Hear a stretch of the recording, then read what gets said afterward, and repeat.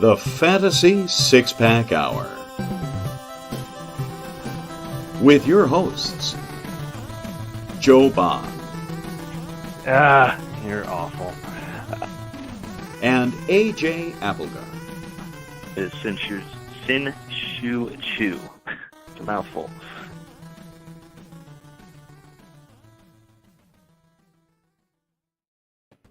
All right. Welcome to the Fantasy Six-Pack Hour. My name is Joe Bond, founder of FantasySixPack.net.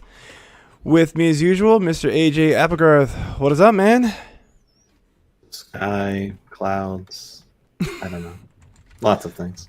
Not much, man. Doing pretty well. Cool. So tonight we are going to be talking about some 2022 NFL draft prospects and, get you guys up to speed on all the guys you should know about for your fantasy football leagues, your rookie drafts that are coming up, who you need to care about in the regular drafts as well.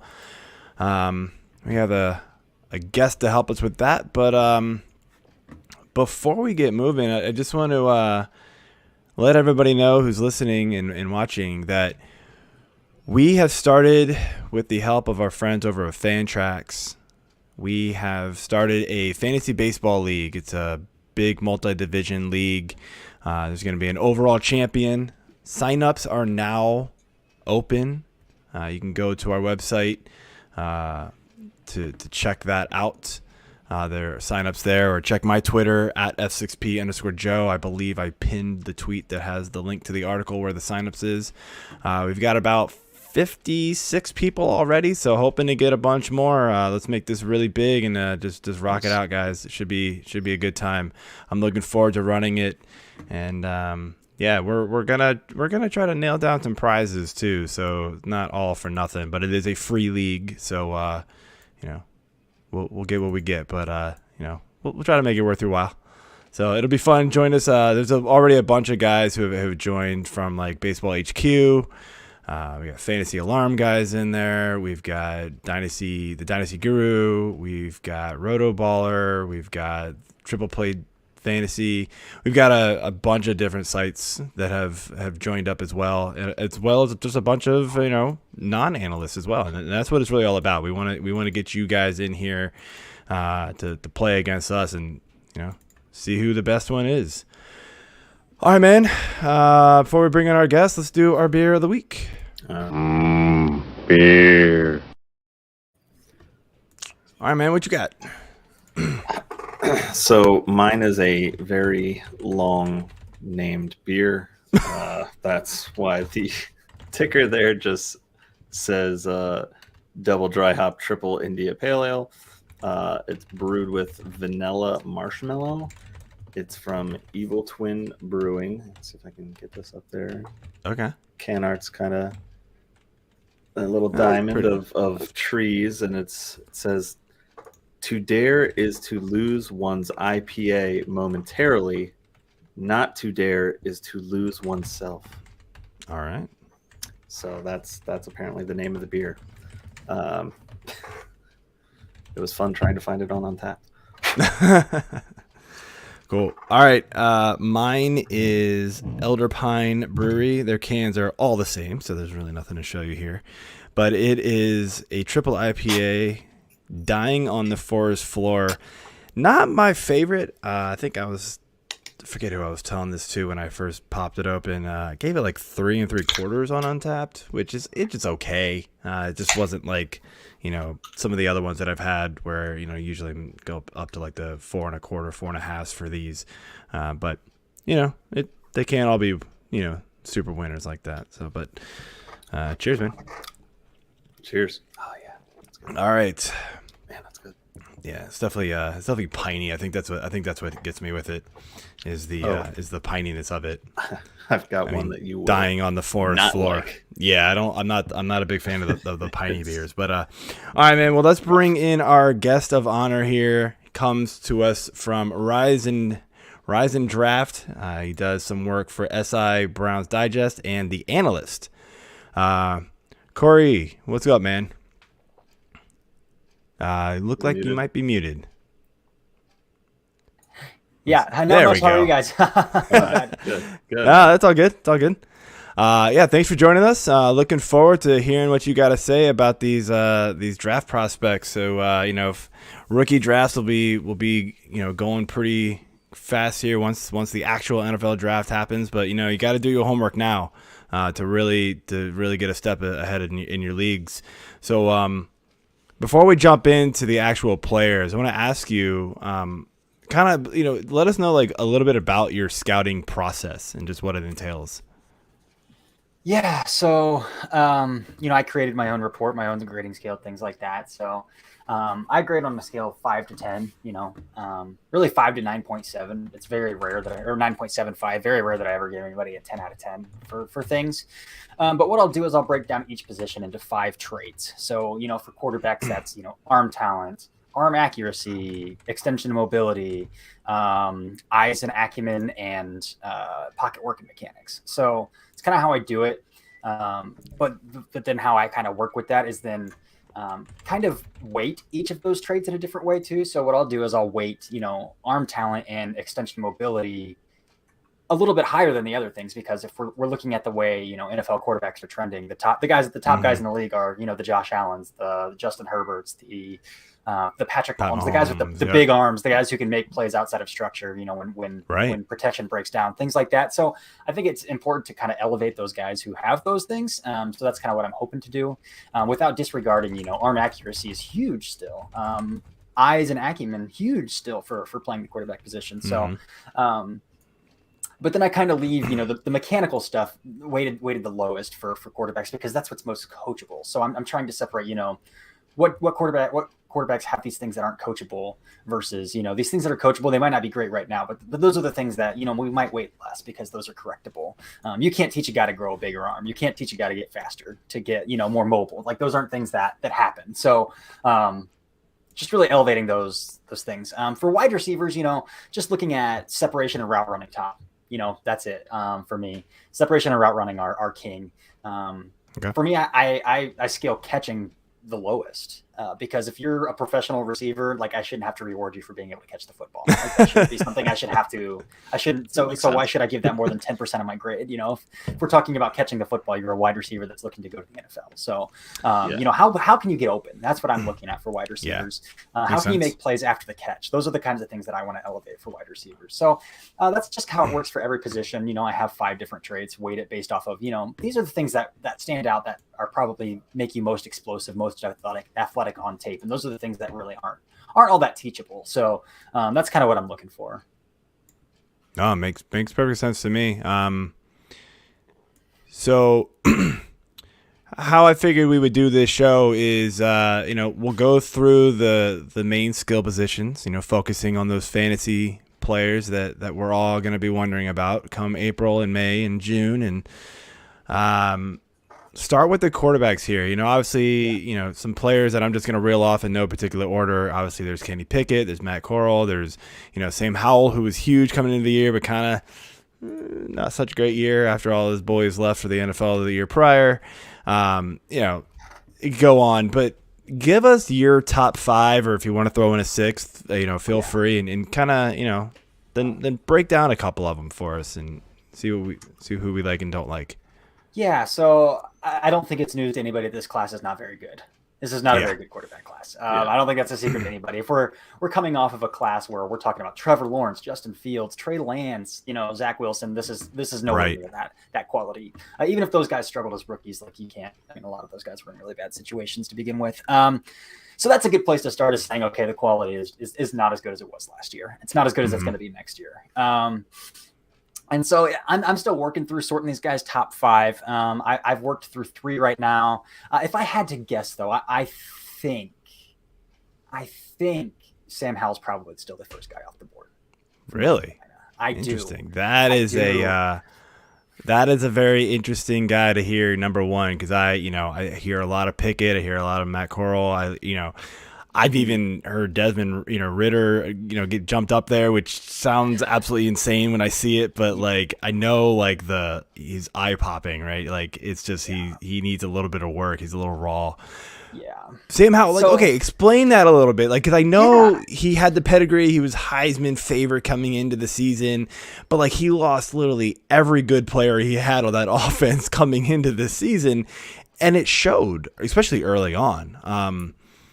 So are you just kind of being like, all right, he's still really, really good? Or because I think what a lot of people are doing, and kind of me included, just from an eye test, like I don't study as much as you, but just from an eye test, when especially early on in the season, you're thinking, well, maybe all those players made him instead of him making the players. And so that's where my mind went early on. So apparently you don't agree with that.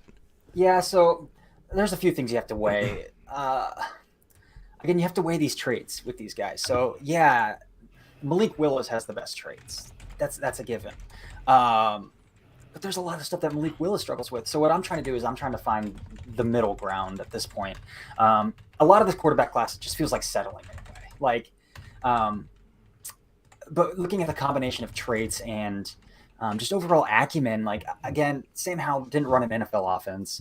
Neither did half these guys. There's only 3 guys, I think, that ran an offense that has some NFL-level passing concepts in it. So you have to take that into consideration. But if we're talking about pedigree, if we're talking about, arm talent, he did a lot with his legs this year, too. That was a little bit surprising. A lot more with his legs. So I think that might have elevated him a little bit. Okay. Again, you just have to look at, the offense that he ran was very pedestrian, very high school with Phil Longo. It's very vertically oriented, and it's all pretty much off of RPO action. So, but judging based off of accuracy, based off of tools, based off of eyes, he seems like the middle ground of all of those things, where he's not volatile at anything. And I think his name still carries some weight to where if we're talking about a guy like Malik Willis, who I think, has the highest end tools in the class, but Malik Willis is very volatile, and the things he's also running a pretty pedestrian, offense at Liberty, very similar RPO based offense. But his eyes are consistently, I don't know if I can trust them to be in the right place. He throws some really, really questionable interceptions, especially down the stretch of the season. So what I try to do is I try to separate, like, yes, this offense is very pedestrian. It's very elementary. But even in this offense, is he getting his eyes where he needs to be? Is he executing the way he needs to? And with Howell, I think the answer to that question is yes, even if the offense itself isn't overly extraordinary. And he still has more arm talent than Kenny Pickett. He's got more than Desmond Ritter. So those are the kinds of things you have to weigh. So I still think that Howell's the first guy off the board. It's interesting. Yeah. I don't see that a lot of places, but I'm not saying you're wrong. It's controversial at this point, actually, to say that. Is. I would think it's controversial to say any of these guys are the first one off the board. So that's where we're at. Well, exactly. Just from what we've seen the past, 3 years at least, I feel like it's just been super quarterback heavy. And then you get these names and you're kind of like, okay, let's focus on other needs this year. Let's say this. I desperately needed a quarterback for my dynasty football league that I'm in, and took 2 of them last year because I was like, I got to get one, right? I had 7 picks in the 3 rounds. So I was like, I'm going to take 2 of them. Just hope one works out because I knew this year was going to be like this. So I was like, nah. I mean, the thing with how, that you had mentioned with the running, he was way more involved in running the ball this year. Basically doubled his attempts and, almost quadrupled his yards. Just shy of 830. That's pretty impressive. I mean, and the fact that he's got 11 touchdowns, I'm sure a lot more of those were closer, goal line type rushes. But I mean, he still had 24 touchdowns passing. Definitely down from what we'd seen in him the first 2 years of his career. Interceptions are right there, a couple more. So I think the pedigree is still there with him, even though he lost a lot of his weapons. he still commanded a lot of attention in that offense. And then looking at Willis, again, he's got a lot of rushing yards, so that's nice. A lot of rushing touchdowns. Really at liberty there, since he's really kind of blown up as a starting quarterback. But the yardage is down. I just don't know if he's going to have those intangibles to really play much more efficiently than that. With somebody like Willis, who did flourish at Liberty, and I know he was a big prospect, landed at Auburn early on, but then transferred. Does the level of competition that he actually faced and succeeded against ultimately have any, does that play into your rating for him? A little bit. Again, those things definitely weigh out more. To use Desmond Ridder as an example, he played in the AAC, so that game against Notre Dame and the game against Alabama are going to carry more weight than the Right. games against Navy or those teams from Miami of Ohio that he played week 1. With Malik Willis, the same thing is kind of translates. So he played 2 Power 5 teams the entire season in Ole Miss and Syracuse were the only 2 Power 5 teams he played. Didn't play particularly well against either one of them. So that has to carry credence. But I think what is even more concerning is the performances he had against non-Power 5 teams. The game he put out against Army was not great. Louisiana Lafayette is not good. It's not good tape at all. I'm sorry, Louisiana Monroe was not good. North Texas struggled against so it's these teams like that he's struggling against and throwing 3 picks, really struggling to hit outside the numbers. That's what's more concerning about Malik Willis to me. But again, those high-end tools tend to tell me, there's still something there that makes me want to take a chance on. Right. But That's what I was going to say. So, I mean, some of it you also have to realize, yes, he's playing these lower schools, but he's also playing with a lower school. So he might be top-notch. There's only so much you can do, which is where you can sort of turn to the same discussion with Sam Howell as well. Mm-hmm. So it's he didn't have a great team around him, even though he is great. So I guess that's where you go with that. You mentioned Pickett. Where does he fall in your rankings? Yeah. So again, I'm trying to figure out what's the difference between my rankings and how I think they're going to come off the board. I think Pickett probably finishes 2 or 3 for me. Pickett's not a guy who has high-end tools. It's just that's where we are realistically. And I think people are going to say, well, Joe Burrow's doing it without high-end tools, so anybody can. I get it to an extent. I still think there's going to be an NFL learning curve for Pickett coming to the NFL. He's definitely not anywhere near as accurate as Joe Burrow was, and that's who he's similarly talked about because of the lack of arm talent, the lack of ability to really launch the ball. I have a charting metric that I've been working on for the past 2 years, and Kenny Pickett is the 3rd most accurate quarterback in this class. So he has something going for him there. On target about 68% of his passes this year. So that's not a bad number to be at. It's about average. I think that's just how I feel about Kenny Pickett. It's he's about average. There's nothing that really stands out to me to say, oh yeah, this guy is worthy of a 1st round pick. He's going to go in the 1st round. I acknowledge he's going to go in the 1st round, but that's more supply and demand than right. I think this guy should be a top 32. None of these quarterbacks should probably go in the 1st round, to be honest, but last they year, will. none of them would have been. Because they will. Yeah. To me, Pickett, when I watch him, nothing really was oh man, he's amazing. It was just sort of he just was smarter than everybody else on the field. It felt like he just knew what to look for. He's an older guy, so he's playing against 18, 19-year-olds, and he's what? How old is he? He's at least 20. 64. He's year 5, yeah. So he's definitely year 5. Yeah, He's 5th year senior. Yeah. So that's another question to ask: is why this jump in year 5? Is that concerning that out of 5 years, 1 year we got good production out of? Joe Burrow was similar, but Joe Burrow only started for 2 years, and right. Yeah, you look at the games that he played last year, and most of them were, I would say, above average, stat wise. Then you get He's New 23. Hampshire, and he destroys them for 403 yards and 5 touches, plus a rushing touch. Not the best competition, so you kind of expect a big game there. But then against Miami and Duke, back-to-back weeks in week 8 and week 9 of the college season, again, he's up over 500 yards against Miami, back over 400 over for Duke. I mean, I think he's got some talent, and I think he'll come off the board probably earlier than some of these other guys. I mean, hell, he was third in Heisman voting. Yeah. But I feel like we have seen a turnaround in the Heisman curse for quarterbacks a little bit. But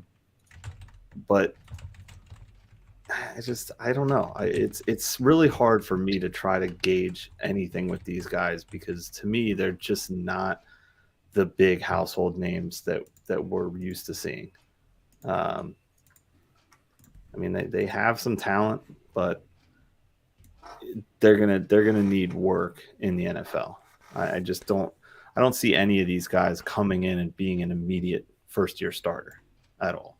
Well, they might be, but they probably shouldn't be. But again, because of the they'll need. land somewhere where they're going to need to be. But so Cory, finish off here. So a couple of the guys who I'm interested to hear your so my list, and you might have somebody else you want to talk about. But so we got Matt Corral, we got Carson Strong, and Desmond Ridder. So those are the three that we haven't really spoken really much about, but pick one or two. What's your thoughts about these guys? I think Coral is probably the most interesting. I think he's sort of all over the place as far as, like, I look at different sites and he's like hated and he's loved. Like, he's crazy. Yeah, so Matt Corral, he regressed a ton this year. Like, he had 2 games last year. He had 4 interceptions, 2 separate games, and I think his 2020 tape was still better than his tape this year. Like, that's kind of where I'm at with Matt Corral. Again, he runs a very RPO-heavy offense, the Lane Kiffin offense at Ole Miss. It's moving to the NFL, though, So he didn't improve in a pretty basic offense, and so I really struggle to see how that's going to translate. Like, I don't know.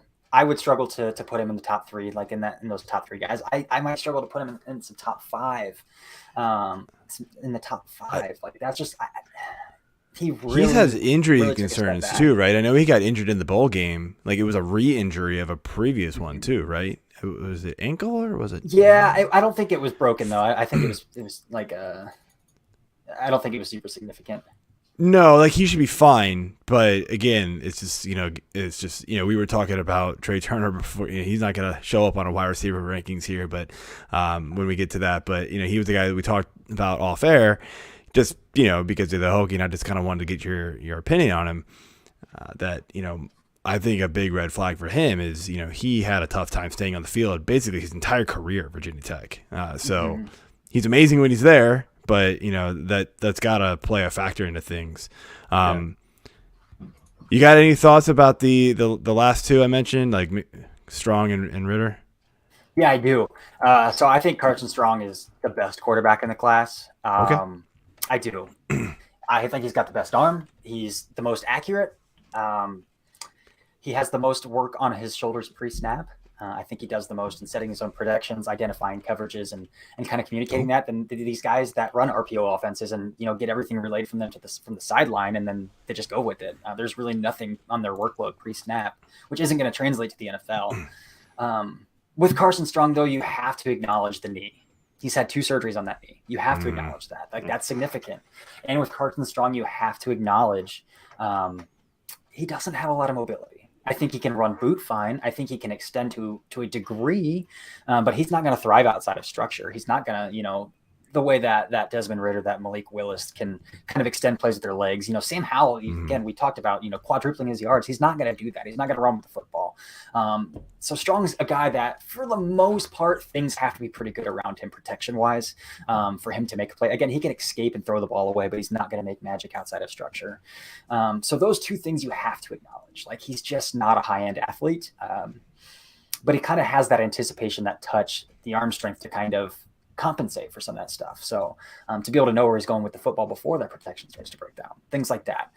So I do like Carson Strong a bunch, but I have to caveat it with the knee and with his lack of mobility. Like, that has to be talked about.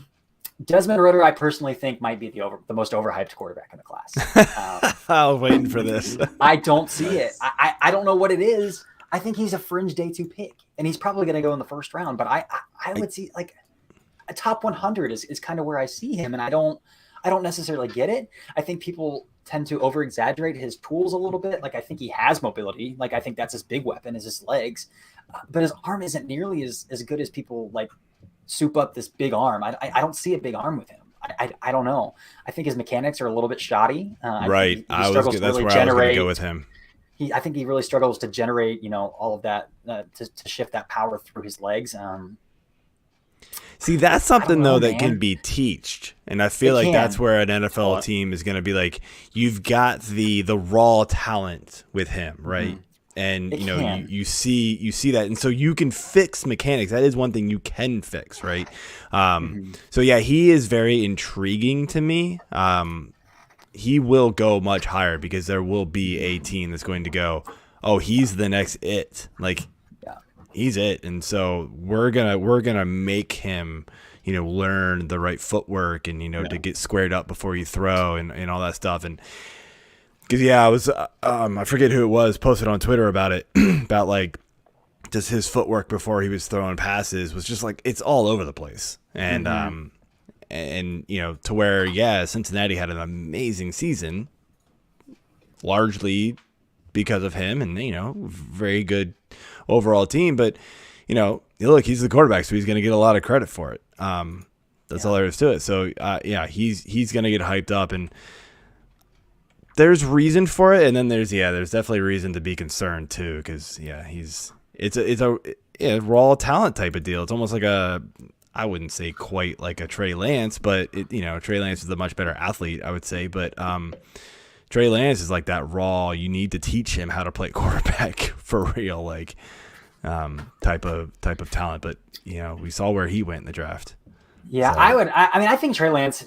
I think I would push back on that a little bit. I think Trey Lance was pretty polished mechanically, but I talked about that accuracy metric that I've kind of been doing. There's only 2 quarterbacks, I've done 2020 tape and 2021 tape on these guys. There's only 2 quarterbacks that have been below average in accuracy in both years. And those quarterbacks are Desmond Ridder and Malik Willis. So, interesting. Again, I think everybody wants to bank on finding the next Josh Allen. That's not going to happen. Yeah. Like, Josh Allen is a unicorn. Like, that, he's an outlier. That kind of stuff just doesn't happen. So if you're trying to bank on that, like, that's not a very good process, I don't think. And that's kind of what I see with Malik Willis a little bit. Is like, oh, you're just trying to find the next Josh Allen. There is one quarterback that is going to be in my personal top 5 that we haven't mentioned, if you don't mind that I talk about him a little bit. Sure, absolutely. So I don't know if you guys are familiar with him. A lot of people aren't. Western Michigan's Caleb Ellaby. I think he's 100% worth talking about. Again, he runs a very RPO heavy based offense. So we've talked about this with Howell, with Corral, with Willis. Now he's no different. That offensive, learning an NFL offense is going to be a climb for him too. He's the second most accurate quarterback in this class, though, behind Carson Strong. He's got a good arm. He can move. So if we're taking a chance on these guys, like, why not Ellaby? I think he's more accurate. I think he has just as strong as arm as some of these guys, as Sam Howell, stronger arm than Desmond Ridder. So I think Ellaby is a top 5 quarterback in this class. I think he'll go day 2. I think he'll be a day 2 guy. And he's honestly, I think, in my opinion, the best bang for buck quarterback in this class. So, Ridder's going to go first round. Like, that's way overvalued. If you're going to get a guy who's undervalued or even at value, that's going to be bang for buck in this class. And I think that's Caleb Ellaby. Yeah. Somebody to And note then down there. All right. Josh Allen, didn't he go to Western Michigan? Or He went to that? No, Wyoming. it was Wyoming. That's right. I was going to say, I knew it was somewhere out there. They were talking about him earlier today, and similar concept that he's a unicorn, and you're not going to find that. So many people were not high on him, and then Buffalo made it work. Yeah. So Yeah, it's not easy jumping 15% completion percentage when you're going from year 1 to year 2 to 3, I believe. Yeah, That's unicorn-esque. definitely. So all right, well let's jump into some running backs here. Basically, we're looking at some of these names. Kenneth Walker, you got Isaiah Spiller, you got Brees Hall, Brian Robinson Jr. I mean, what's your take on the running backs? And I've got a follow-up question, but let's get into it first, and then I'll hit you with that one. Yeah, so with running backs, especially the way the NFL is trending, is I want to prioritize those guys that can give me something in the passing game as well. Mm-hmm. So like that's something that I really want to see. And so while I love Kenneth Walker, and I think he's excellent pass pro, and I think he has good hands, I didn't see that high end receiving ability that's gonna push him apart. He also might have the most wear and tear on his body out of all of these guys too, and with running back and being the short shelf life position, I think that's worth mentioning. But I think Kyron Williams out of Notre Dame, redshirt sophomore, is kind of the whole package that you're looking for in terms of speed, explosiveness, giving you something in the receiving game, agility in the open field. I really like what Kyron Williams is going to bring to the next level. So I think that's a good place to start with running backs, especially speaking about that receiving ability and just the ability to be an all-around playmaker. I think he might be the most all-around guy in the class, up there with Brees Hall. I mean, you're not gonna brush Brees Hall under the rug by any means, though. So I think those are the top two guys to start with. Okay. So, I mean, my follow-up question was, again, you kind of touched on it. The NFL is moving a little bit more towards this pass-heavy, need in their running backs. But we're really not seeing running backs get drafted and taken early in the first round because of, I feel like it's the volatility, the short shelf life that you'd mentioned. Because we have such a, weaker quarterback class, do you think a lot of these guys are going to sneak up into the first? I don't. I think this is a year we don't see a first-round running back, just to be completely honest. Because there's nobody who sticks out like a Saquon Barkley. There's nobody who's. Yeah. I mean, I don't think Clyde Edwards-Helaire should have been a first-round pick, but. Yeah, he was. We can talk about that. No, we can't. Shut up for a while. There's no Saquon Barkley. There's nobody like that. So next year, sure. Tank Bigsby's going to be a dude next year. There's some dudes in next year's class, but this year I don't see anybody who sticks out that's like, oh yeah, you got to have this guy top 32. There's no Rashard Pennies that are going to go in the first round and then bust out on the same time. And we have a Rashad Penny breakout down the stretch here, though. We had. Yeah. He always has his last few games of the season, and then he goes away again. So you mentioned you mentioned Hall and you mentioned Williams. I mean,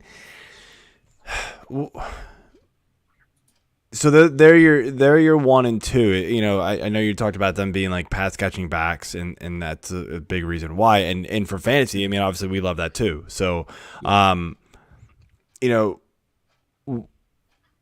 do you see them being like a lead back type players also, or will they just be like put into a committee type approach?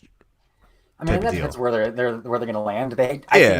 But do they have that capability to be a lead back with the receiving capabilities? Is what I mean. Yes, I do, and I think Isaiah Spiller can be put into that lead back, 3-down back category as well out of Texas A&M.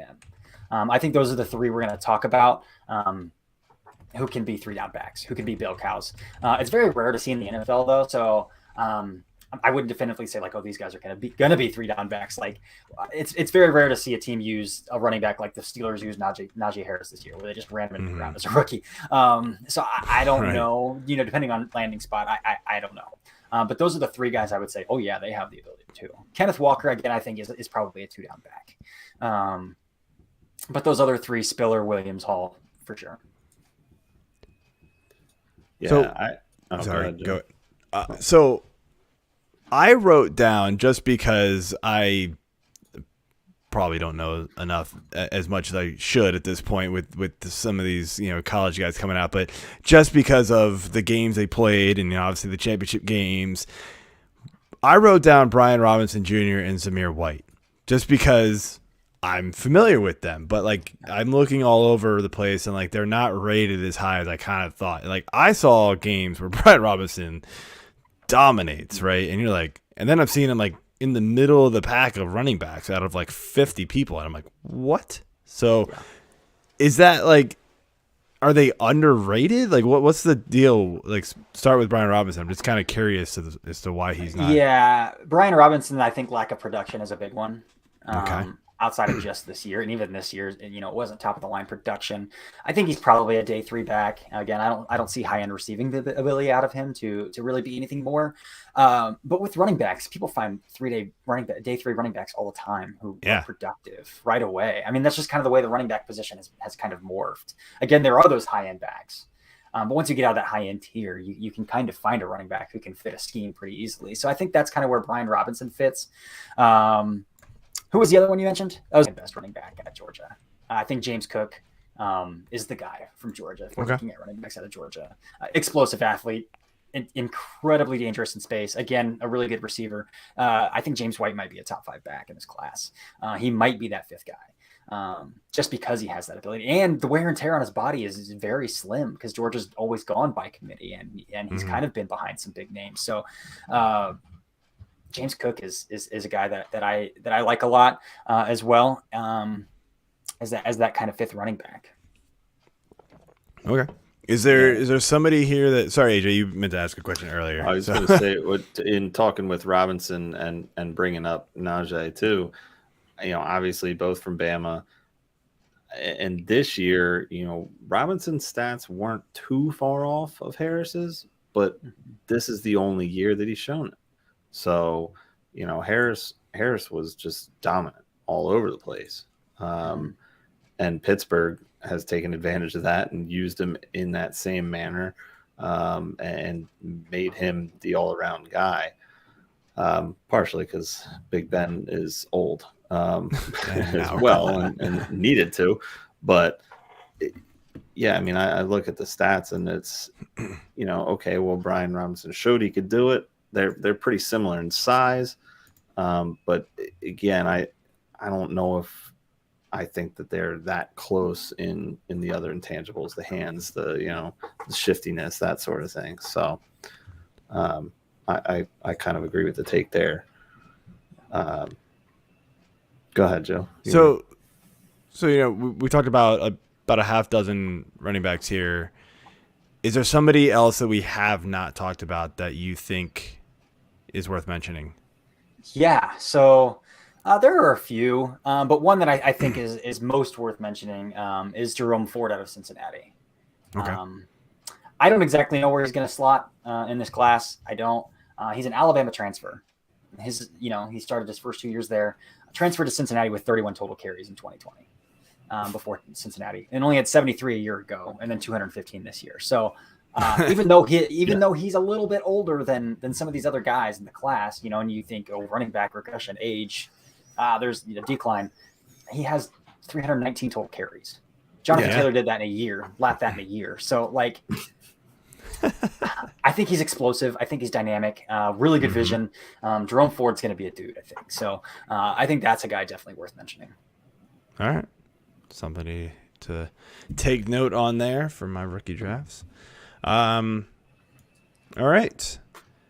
So let's jump into receivers. And I feel like out of all the positions, this is probably the one that's most talented out of the 3. Would you agree?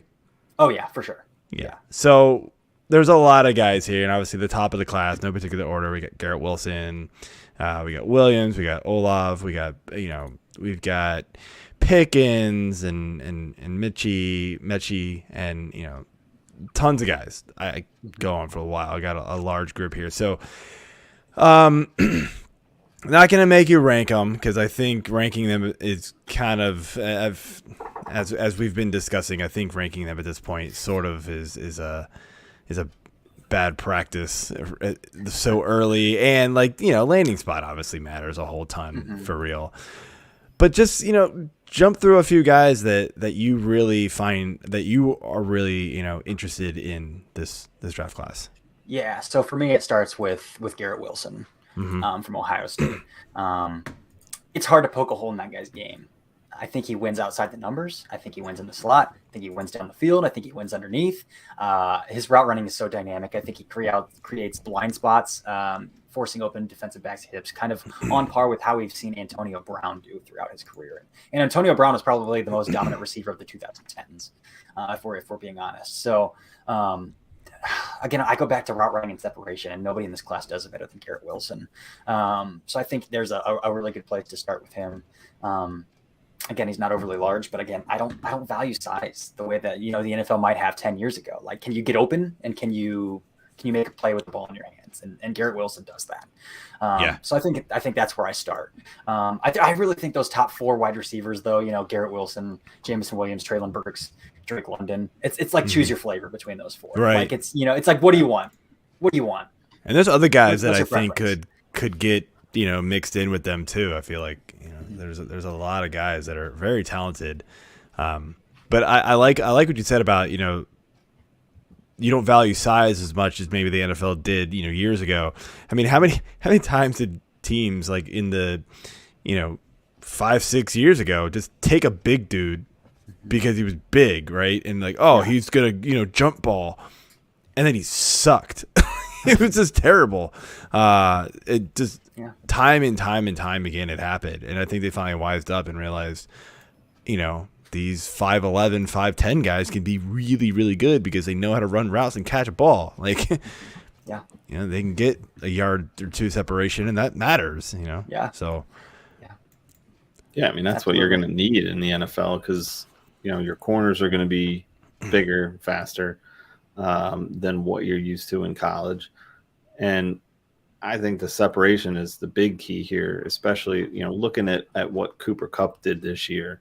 I mean, we talked about him almost weekly, I feel like, in the regular season because he was so dominant in just being able to get that little fake out and then go and turn the other way, get the ball and run with it. You mentioned Wilson not being big. Yeah, he's 6 foot 188. It's not big for a receiver at all. I think that size is becoming less and less of a determining factor on who you want to go after, or who these GMs want to go after. Yeah, for So sure. let's look at his team. Go ahead. Sorry. No. So I was just going to say, just 2 years ago, we saw N'Keal Harry get drafted over Deebo Samuel, AJ Brown, and DK Metcalf. Like, we're not far removed from that. And now we're starting to realize, separation really is key. Like, it doesn't matter how strong you're at the catch point or in contested catch situations, because contested catch situations means you're probably not getting open that much. You have to be forced to contested catch every time. So. And don't forget, the Eagles did draft J-Jaw ahead of Metcalf. So and Rager they over had something going Jefferson. there. Yeah, there you go. Don't talk to me about that. No. I'm going to remind you of that all the time.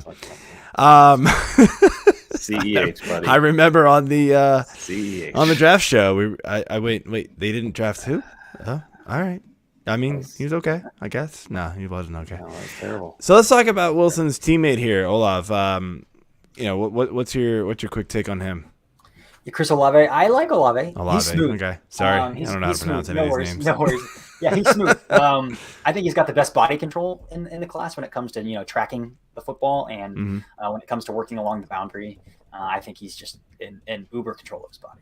Pretty smooth route runner. The thing with Olave though is he's not overly physical. So if we're talking about route running, he's pretty crisp, but he's not exceptional at beating press coverage. He's not exceptional at playing through contact. He's not exceptional at playing outside of his frame. So especially down the stretch for Ohio State, he dropped quite a few balls that weren't on him. So when he had to extend outside of his frame or behind his body or go down for something, he didn't tend to secure those passes. So Olave is an excellent receiver.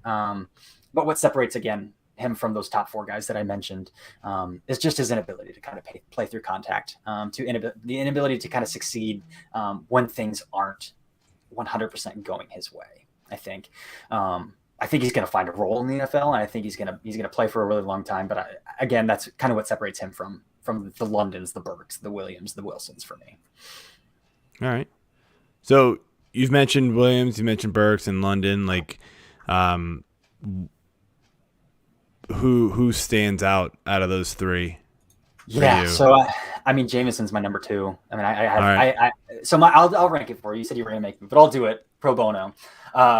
Garrett Wilson, Jameson Williams, number 2. Jameson Williams is still going number 2 even after he tore his ACL. Like, I think that's just how it is. Some team's going to take him in the first round.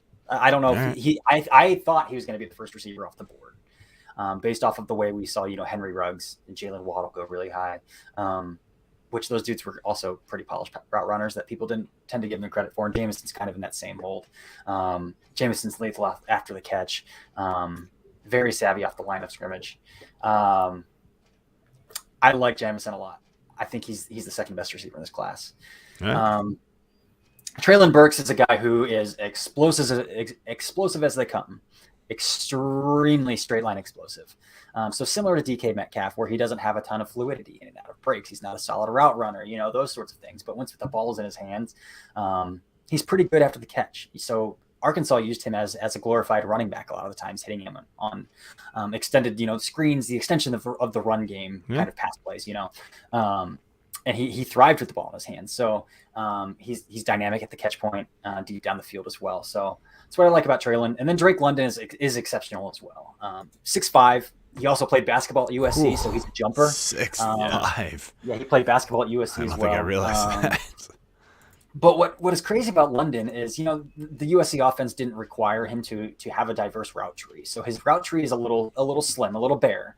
But he sinks his hips exceptionally well for a guy who's 6'5". So you expect those bigger dudes to be pretty stiff, not, move in and out break as well as London can, which makes him exceptional, in my opinion. So that's just, again, it's pick your flavor. Do you want an explosive, dynamic guy down the field? Traylon Burks, there you go. Do you want a bigger body who's going to win down the field as well, who can also, get in and out of breaks a little bit?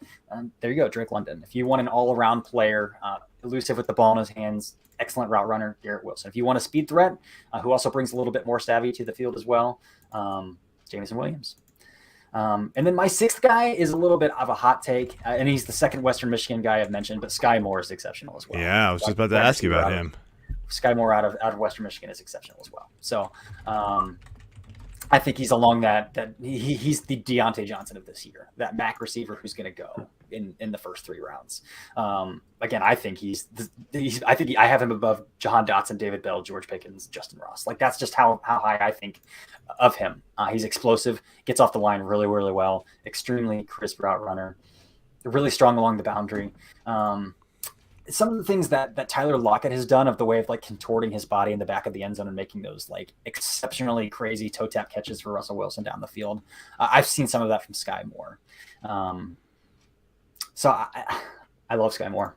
I think he's going to well. So, I mean, you talked about the quarterback there as well. So like, obviously he's not producing without at least one decent receiver. So yeah, Sky Moore was a guy who, I stupidly left off this list initially and then hit up some guys and they were like, Sky Moore. And I was like, oh, yeah, duh. Thanks. But had you not brought him up, I was going to ask you about him next. So that was good. You brought up his name, Dotson. I watch a lot of Penn State football. The only other team I do watch regularly outside of Virginia Tech, because my wife roots for them, the family does.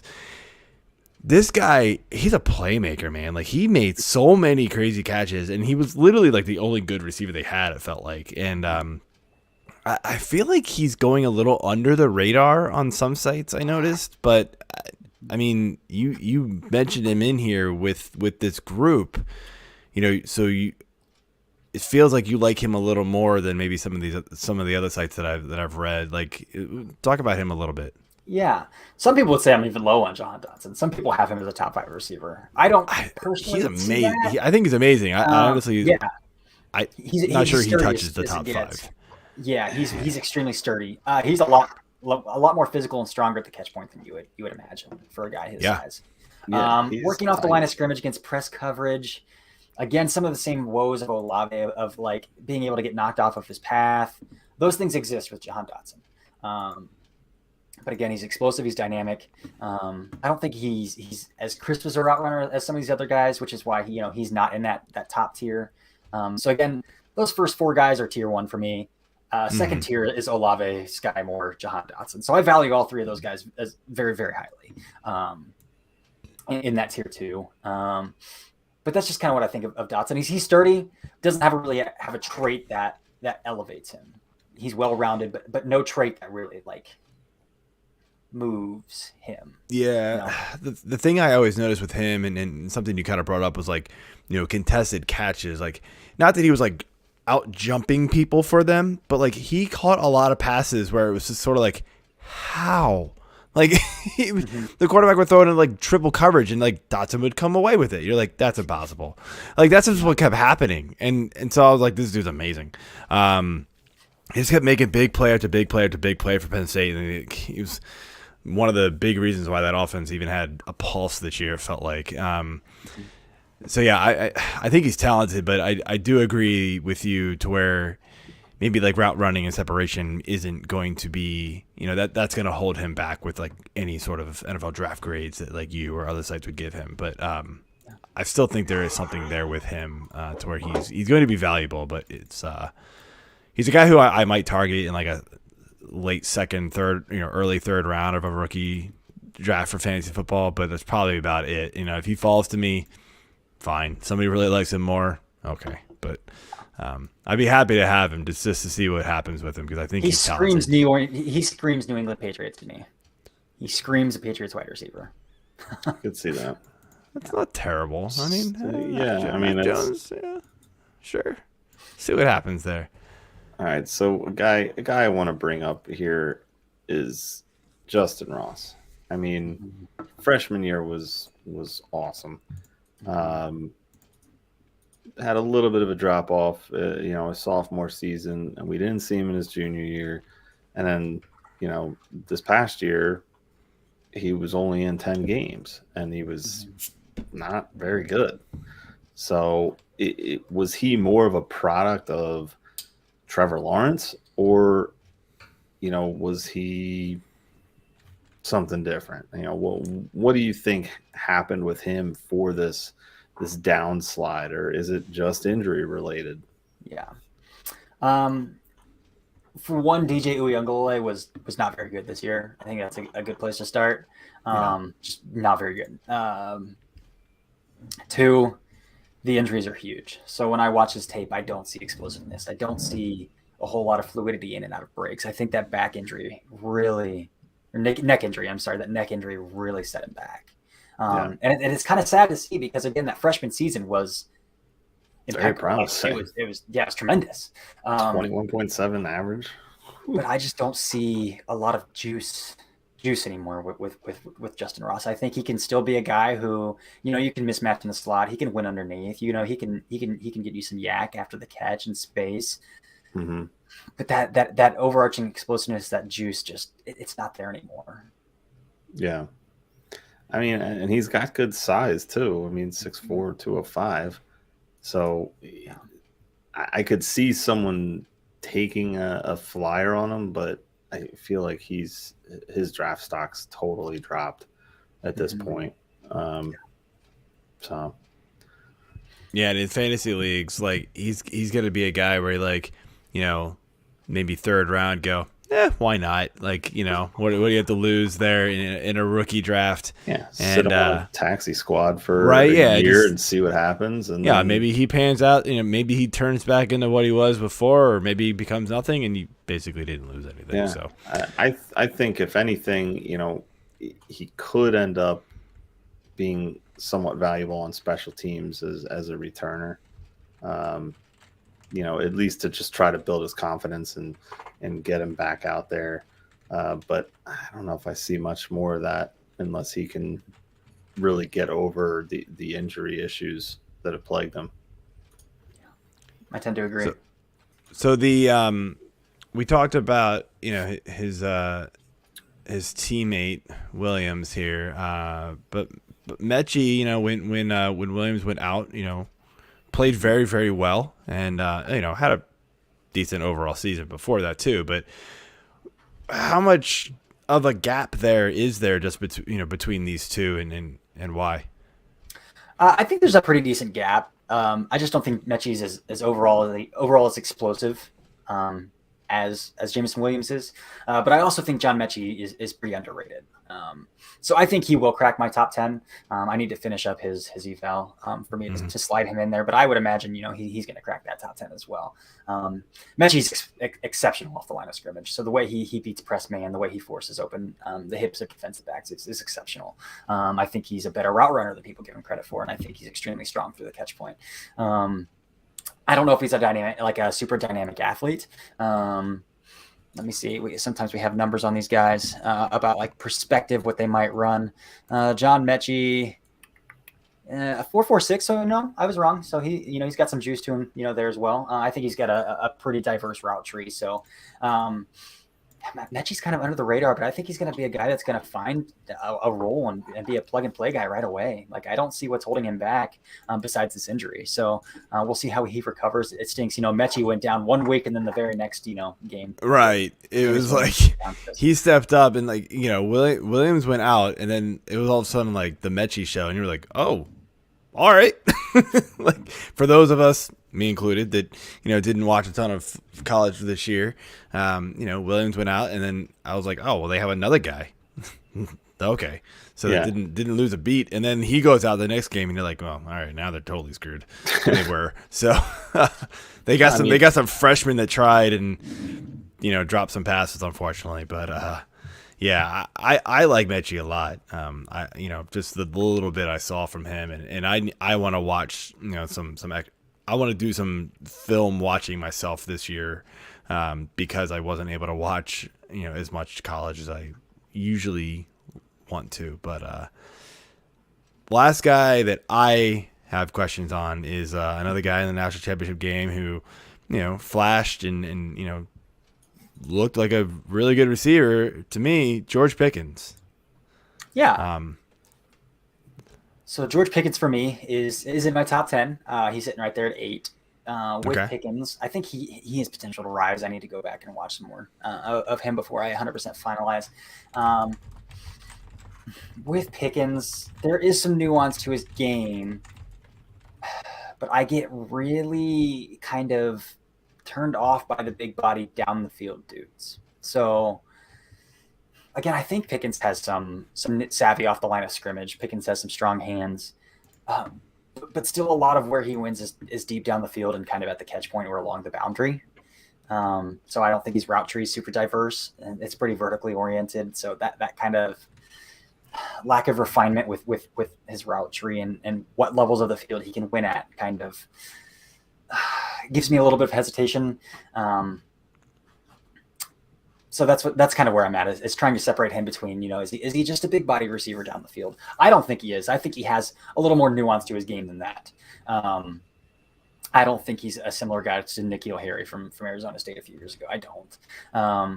But just how much more nuance does he have? How much can he separate? Those are the things I'm trying to weigh in my head. And to me, those things aren't to the level of those other guys that I mentioned. Again, I think he's going to go probably in the top 50 of the draft. It's a good receiver class, though, so I have to be able to separate that in my mind, and that's kind of how I do it. Yeah. Yeah, I mean, the thing I look at with Pickens, again, it's injuries. He had a pretty solid freshman year. I mean, it wasn't mind-blowing, but Georgia was they've been a stalwart powerhouse team. And 2 of his 4 games this year were against Alabama. But mean, he's got five catches on the year. So for me, I need to see more out of him.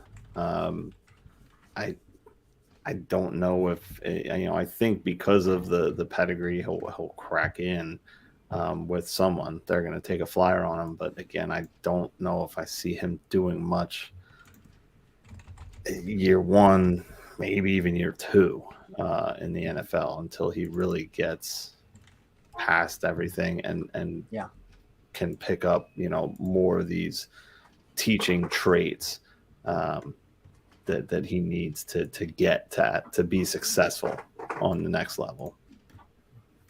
Yeah, for me, another way to differentiate is do I think this guy can be a 1 or do I think he's more of a 2?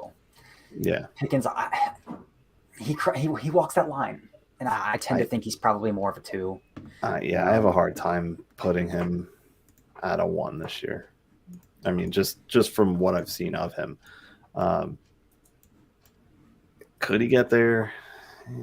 Yeah, but I think he's a solid 2 right now. So, last position here for skill positions is tight end, and there wasn't really a whole lot to this position in my opinion. But is there anybody, especially fantasy football players, that we need to be paying attention to? Yeah, I like Trey McBride out of Colorado State a lot. Okay. I think he's a dude. All around 3 down kind of tight end. Who is an exceptional receiver. So Trey McBride, if I had to bet on one tight end being successful out of this class, it would be Trey McBride. People like Jalen Weidemeyer, there's certainly plenty to like. He's just not as explosive, in my opinion, as McBride. He's not as fluid, in my opinion, as Trey McBride. So I would bet on Trey McBride being that one guy. But there's certainly dudes who are going to find roles as, those flex tight ends, that third tight end that teams are going to be able to use in the passing game, in the slot, split out wide, just trying to find a mismatch with. They're those sorts of tight ends too. But Trey McBride is really the guy that I would be like, yeah, this is a guy that I would bet on. Yeah, I mean, huge season, 90 receptions, 1,120 yards, 21 yards. He only had 1 touchdown, but I mean, touchdowns, you can't bank on touchdowns, especially with fantasy. We've seen that with Bobby Woods and, plenty of others. Obviously, Woods a receiver, but I mean, with the landscape of tight end in fantasy being so brutal as it is, this is the type of guy that I would have no problem taking a chance on. He's a big body, can get out there and he performed. So I like McBride a lot too. All right, so close things out here. I got some just general questions, and who's the first one here is who are your biggest bust candidates out of the top guys here that we mentioned out of any position? Who do you think is going to get drafted high, ranked high, and then has the biggest potential to be a bust? Yeah, I think Desmond Ridder is obviously the first one that comes to my mind. I think that guy's going to get overdrafted by a couple rounds. Man, his floor might be a little bit higher than some of these other guys, but man, I think his tools are just maybe slightly above average. I think he's got the arm strength of like a Ryan Tannehill. I don't think his arm is that big. The accuracy is just not there. I have to laugh at that because it's like, does Tannehill even have arm strength? There's just like that's a lot riding on a guy who hasn't been accurate. I don't know if I trust his eyes. The tools aren't even there to have that much upside. So Desmond Ridder is definitely a guy that comes to mind when we talk about bust potential. Yeah, I mean, if you're talking about accuracy, that is something that Tannehill has in his favor, at least. So he doesn't necessarily need to have as strong of an arm because he can throw the ball where it needs to be.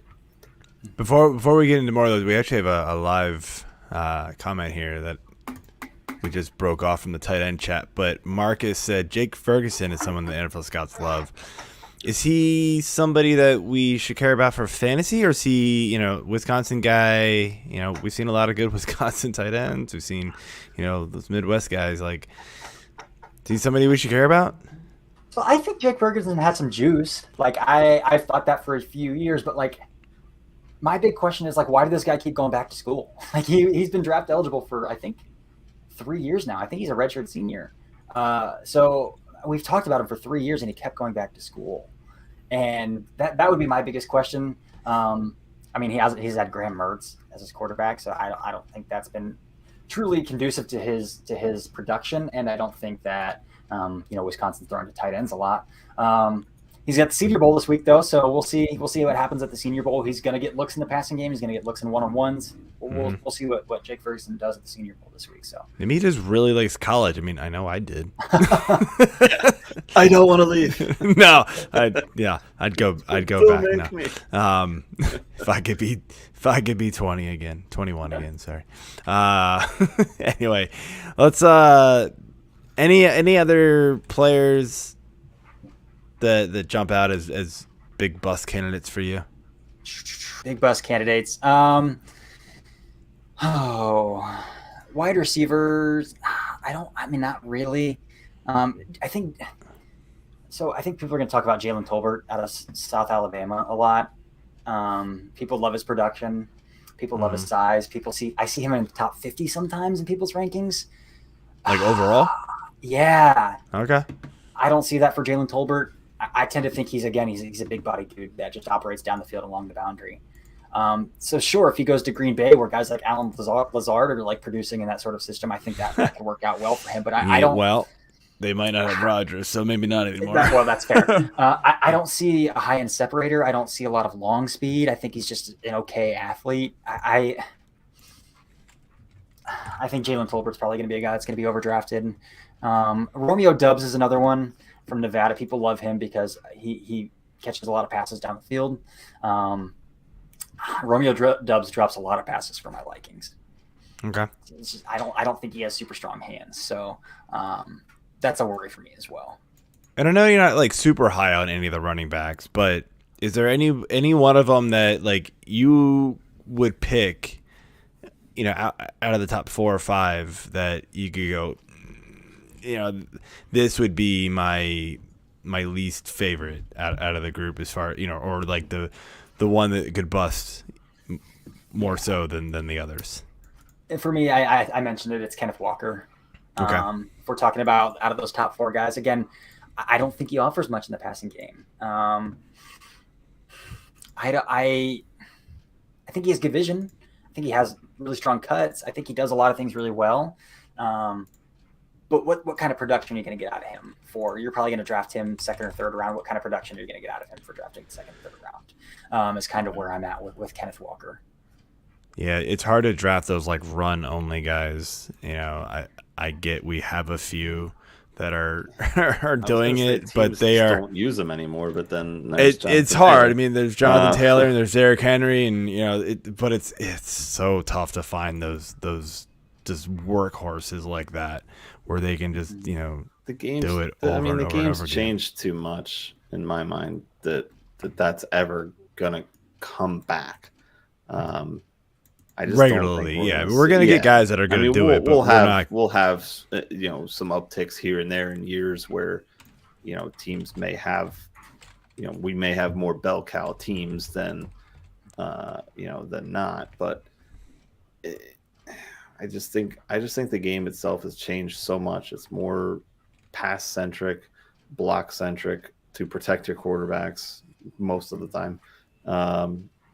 So I think the running back is just a short-lived. We'll get the next guy. In 3 years we'll have someone else. By the time your rookie contract's up, we're gonna get somebody else. So it's hard to really rank running backs high, and it's all about unless they can play kind of that both sides. Well, and running back, as we have seen time and time again, is really just about situation. I mean, what offense? what all they're going like, to go to, and they could how get much drafted. workload are you going to get? And I saw some running back. 2 years ago, we saw really good running backs get drafted into situation. Jonathan Taylor got drafted into the Colts, and you were like, "Oh, that was actually terrible," because Marlon Mack was there, and it wasn't until the very end of the season that he like popped out, and then of course we got this year, and so you knew it was there, but the situation was terrible his rookie year. So we see that all the time, and we're probably going to get a lot of that this year with these running backs. They're not going to get drafted as the savior for that team. So. And I think, Cory, it sounds like, from earlier on that you would probably agree with that. Yeah, for sure.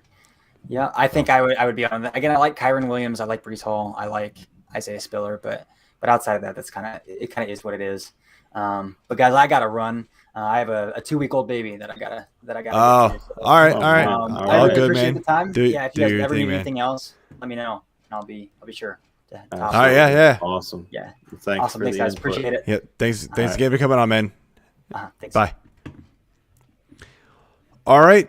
So yeah, that was Cory Kinnan from Rise and Draft. He did SI Browns and The Analyst. Follow him on Twitter and I apologize, I'm going to kill this. I had to look it up. So at Real Cory with 1 R Kinnan. It'll be in the show notes. We got that stuff, and it's on the ticker there at the bottom. So, make sure you follow him. The guy clearly knows his stuff. Great to talk to him. And yeah, I might have to ping him come my rookie draft time. Be like, hey, what do we think about this guy? Clearly knows a lot more than we do. But yeah. So before we close out, just want to remind everybody to hit that subscribe button, that like button. Click follow, leave comments wherever you are listening and watching. We appreciate it, and it helps us out a ton.